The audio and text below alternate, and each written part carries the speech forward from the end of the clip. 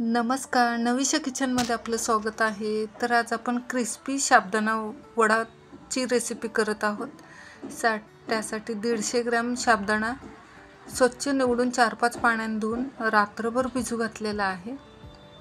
आणि त्यासाठी 3 बटाटे, मध्यम आकाराचे बटाटे शिजवून साली वगैरे काढून किसून घेतलेला आहे. आता आपण हे साबुदाण्यावर टाकून घेऊ. आणि शेंगदाणे सुद्धा खरपूस असे भाजून घेतलेले आहेत. जाडसर असं वाटून घेतलेलं आहे. ते 2 चमचे टाकतो, मोठे 2 चमचे.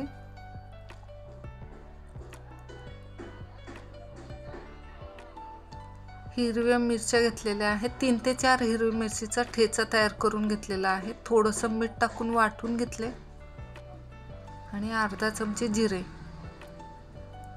आणि थोडंसं मीठ टाकू चवीप्रमाणे. मिरची वाटताना मीठ टाकलेलं आहे, त्यामुळे बेतानेच मीठ टाका.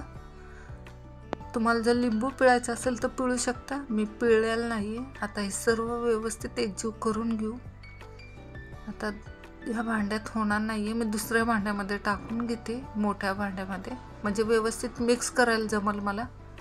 हो का. आता एकजीव करून घेऊ. सर्व साहित्य एकजीव झालेलं आहे. आता थोडंसं तेल लावायचं आणि आपल्याला जेवढं वड्याची साईजनुसार गोळा घ्यायचा आणि हातावर व्यवस्थित प्रेस करायचा आणि वडा थापून घ्यायचा आहे. पण व्यवस्थित प्रेस करा हातावर. तो गोळा व्यवस्थित असं मळून घ्या हातावरच, म्हणजे वडा आपण तेलात सोडला ना तर विरघळणार नाही आहे, तो वडा फुटणार वगैरे नाही आहे. हो का. असे वडे तयार करून घ्यायचे सगळे.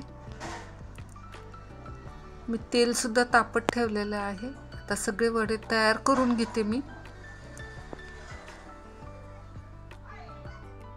हे बघा तयार झालेले आहेत असे वडे. तेल सुद्धा चांगलं गरम झालेलं आहे आपलं. तळून घेऊ आता. पण आपण ज्यावेळेस वडे तळतो त्यावेळेस मंद गॅसवरच तळायचं, नाहीतर मग आपले वडे करपू शकतात. मंद गॅसवर तळले की वडे आपल्या आतनं सॉफ्ट आणि बाहेरून कुरकुरीत असे होतात.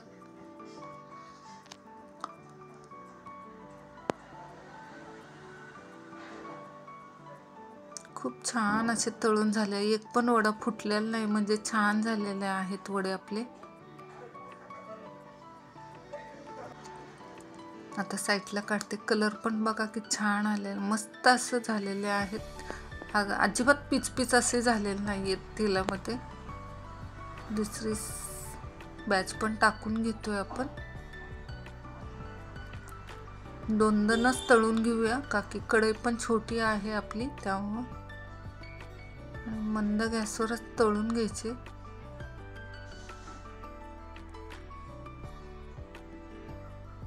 झालेले आहे. साईडला काढून घेते आता. कलर पण किती छान आलाय बघा ना त्याचा, मस्त झालेले आहेत. असे सर्व वडे मी तळून घेते.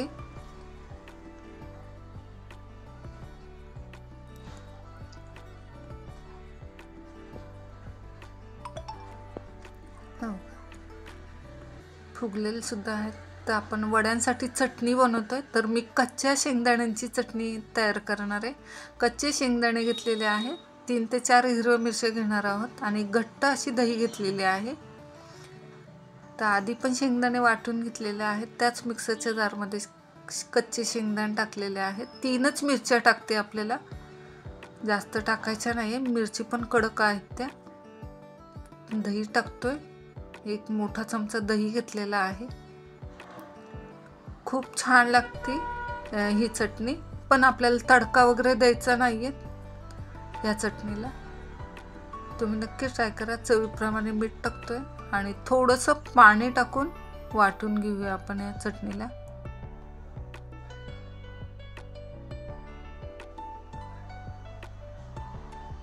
हो का. तयार आहे आपली चटणी. तडका वगैरे द्यायची नाही. नक्की ट्राय करा. ही चटणी खरंच खूप छान लागते. तयार झाली. लस्सी पण तयार केली होती. हो का. किती छान असे फुगलेले आहेत वडे आपले, मस्त झालेले आहेत. अजिबात पिचपिच असे झालेले नाहीत आणि कुरकुरीत झालेत. प्लस तुम्हाला दाखवते. हो का. मस्त झालेले आहेत.